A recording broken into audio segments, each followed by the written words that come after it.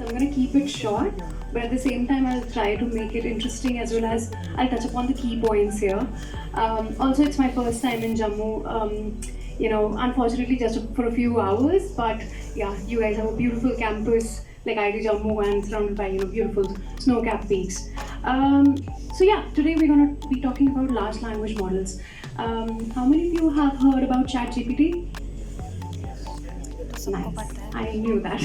It has reached mainstream news now. And how many of you have sort of any interest in AI or machine learning or NLP, language model about it? Alright, and these are the questions that are being asked to me directly. So anyone who's actually working in AI, whether it's research or industry, they are being bombarded by questions like, can you just replace ChatGPT with everything that you have in your systems? Like what can you build with that? It's like everybody in the industry and the research is only focusing and only talking about this.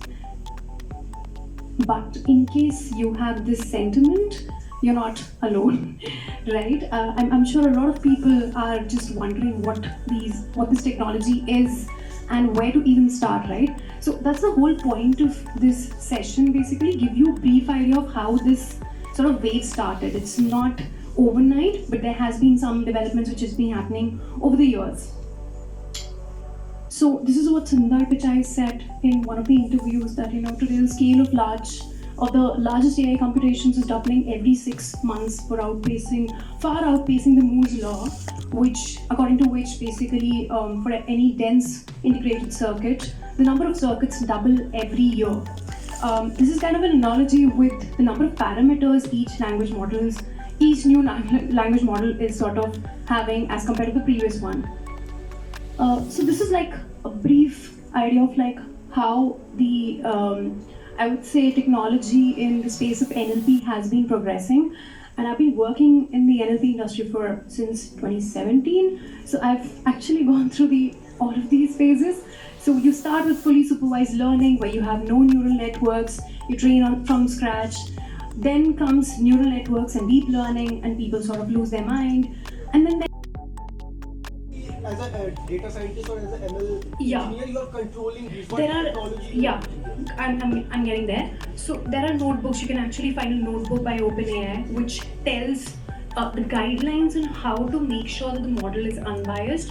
There are specific prompts to ensure that. So there's a particular way. And also at the same time, as I said, right, there are human prompt engineers, if they're called. They're actually evaluating whether if this was the answer by the model or versus this was the answer by the model, which was more reliable, toxic and all. So getting humans in the loop is ensuring that all that biases and toxicity is getting mitigated. But at the same time, because of the, I would say the size of the models and the possibility of questions that can be asked to it, it is going to be controlled over a period of time.